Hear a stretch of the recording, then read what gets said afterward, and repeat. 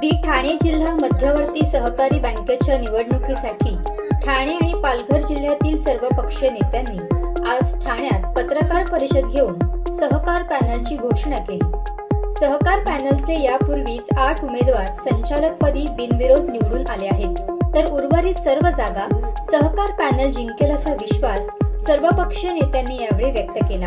पत्रकार परिषदेला परिवहन मंत्री प्रताप सरनाईक, खासदार नरेश मस्के, खासदार सुरेश म्हात्रे, आमदार किसन कथोरे, बहुजन विकास आघाडीचे नेते क्षितिज ठाकूर, आमदार रवींद्र फाटक, आमदार शांताराम मोरे, शिवसेना नेते प्रकाश पाटील, शिवसेना कल्याण जिल्हा प्रमुख गोपाळ लांडगे, ठाणे जिल्हा मध्यवर्ती बँकेचे माजी अध्यक्ष शिवाजीराव शिंदे, विद्यमान अध्यक्ष राजेंद्र पाटील, माजी उपाध्यक्ष अरुण पाटील, विद्यमान संचालक भाऊ कुऱ्हाडे, सुभाष पवार, दिलीप पटेकर, अनिल मुंबईकर, निलेश भोईर, भाजप उपाध्यक्ष राम दळवी, शिवसेना सचिव ठाणे महापालिकेतील ज्येष्ठ नगरसेवक राम रेपाळे, सभागृह नेते हनुमंत जगदाळे आदी मान्यवर उपस्थित होते।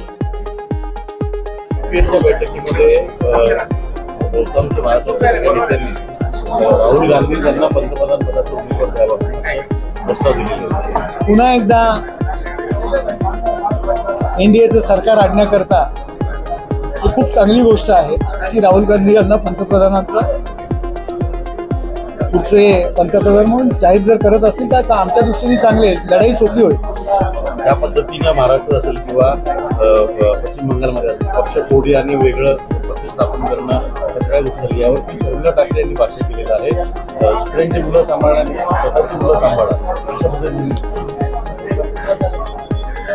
हा जो विषय आहे मला याच्यावरती प्रतिक्रिया नाही द्यायची। हा विषय त्यांच्यापुरता त्यांनी तशा पद्धतीने म्हटलेला आहे, ठीक आहे। नवी मुंबईमधलं दुसऱ्यांदा घडलेलं आहे की पालकमंत्रीचं नाव कार्यक्रमामध्ये हे प्रोटोकॉलनुसार नाव टाकणं गरजेचं असतं, निमंत्रण देणं गरजेचं असतं। त्यावेळी आमदार खासदारांची पण नावं नाही आहेत, जाणीवपूर्वक नाईक हे सगळं करत आहेत का? राजकीय संघर्ष त्यांचा जो आहे तो शासकीय पातळीवरती हे बघा, एखाद्याची रेष पुसून स्वतःची रेष मोठी करता येत नाही, त्यासाठी स्वतः प्रयत्न करावे लागतात। एकनाथ शिंदे साहेबांचं जे स्थान आहे ते लोकांच्या हृदयावरती महाराष्ट्रामध्ये ज्या पद्धतीत कोरलेलं आहे आणि कोणी माईचा लाल आला तरी ते नाव ते पुसू शकत नाही। मी काल स्वतः कमिशनर साहेबांशी बोललो, त्यांनी सांगितलं मी जी कच्ची पत्रिका बनवली होती त्यामध्ये एकनाथ शिंदे साहेबांचं नाव टाकलं होतं, परंतु महापौर आणि गणेश नाईक यांच्या सांगण्यावरून महापौरांनी ते नाव काढलं। शोकांतिक आहे की या ठाणे महानगरपालिकेमध्ये आमची सत्ता आहे, एक हाती सत्ता आहे, यापूर्वी सुद्धा सत्ता होती।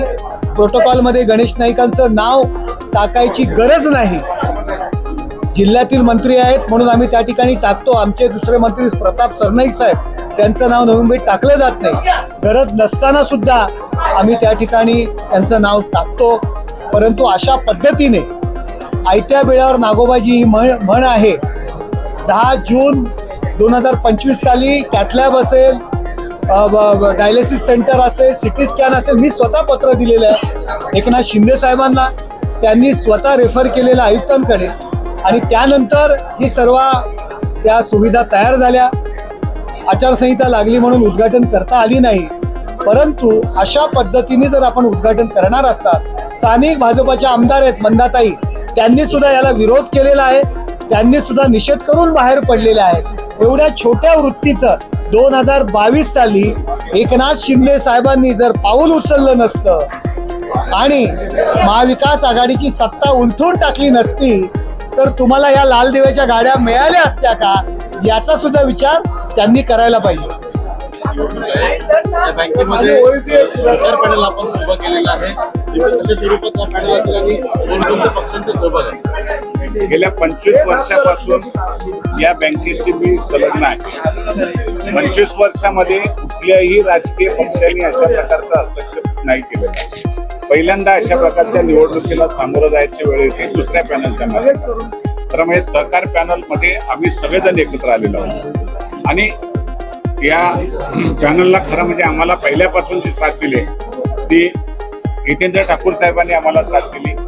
त्यांच्या बरोबर अगोदर बऱ्याच जणांनी चर्चा केली, आम्ही सुद्धा सगळ्यांच्या बरोबर केली, शिंदे साहेबांच्या बरोबर चर्चा केली. सगळ्यांच्या बरोबर चर्चा करून हा सहकार पॅनल आम्ही एकत्रितपणे लढण्याचा निर्णय घेतला आणि आज तुमच्या समोर उमेदवारांची नावं घोषित केलेली आहेत. ही खरं म्हणजे अगोदर जे परिवर्तन पॅनल तयार झालं त्यांनी जर अशा पद्धतीने एकत्र आणलं असताना तर ही बिनविरोध निवडणूक झाली असती, याचा काही प्रश्न झाला नसता. पण आता निवडणूक बिनविरोध होईल का? दादा आहे दादा दोन मिनिटांना.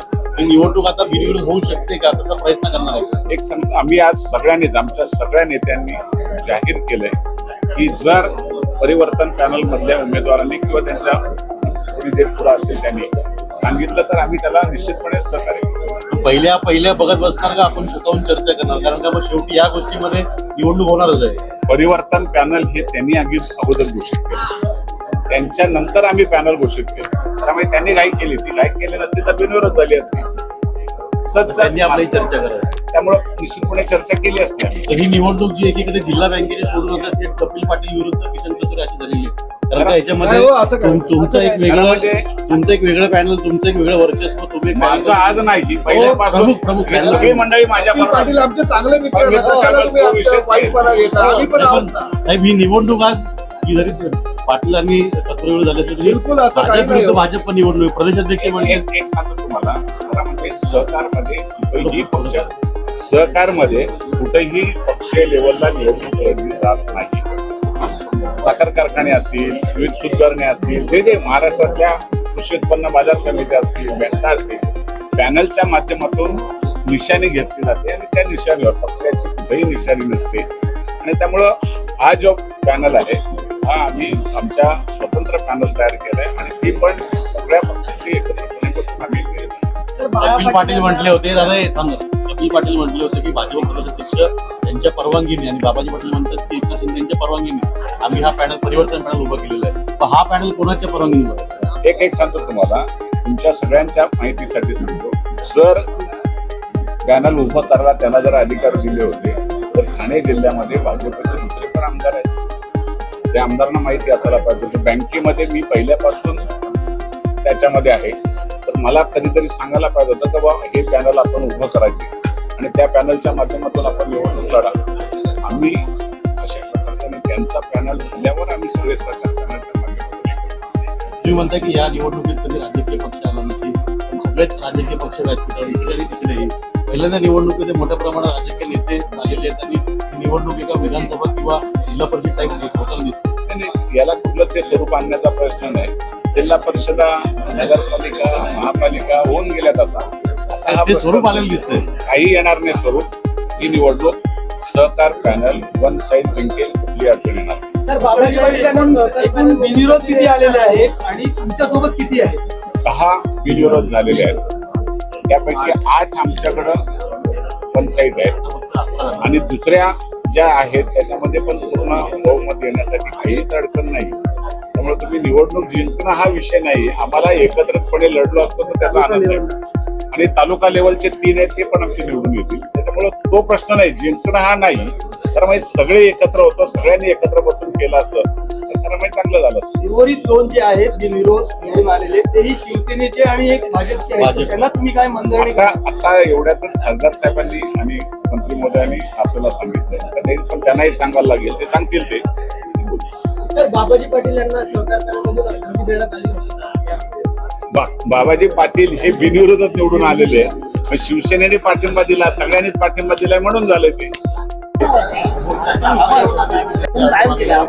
आपल्याशी चर्चा करावी. काय होतं 17 तारखेपर्यंत फॉर्म मागे घ्यायची मुदत आहे. एवढी वर्षापासून हे लोक चांगलं काम करतात. आज महाराष्ट्रामध्ये 1 नंबरची बँकचा पुरस्कार ठाणे जिल्हा मध्यवर्ती बँकेला मिळालेला. समोरच्या पॅनलनी पण त्यांच्या प्रेस कॉन्फरन्समध्ये हे उल्लेख केला की ह्या लोकांनी चांगलं काम केलेलं. समोरचे लोक पण जर उल्लेख करत असतील त्यांच्या प्रेस कॉन्फरन्समध्ये की चांगलं काम केलेलं आहे, म्हणून आम्ही आवाहन केलं की जर माघार कोण घेणार असेल आणि बिनविरोध बाकीचे पण जर होत असतील, चांगल्या कामामध्ये त्यांचा सहभाग झालाच पाहिजे. जेव्हा तुम्ही बोलताल की चांगलं काम ह्या लोकांनी केलेलं आहे, बिनविरोध करा आणि चांगल्या कामासाठी मदत करा, आशीर्वाद द्या त्यांना.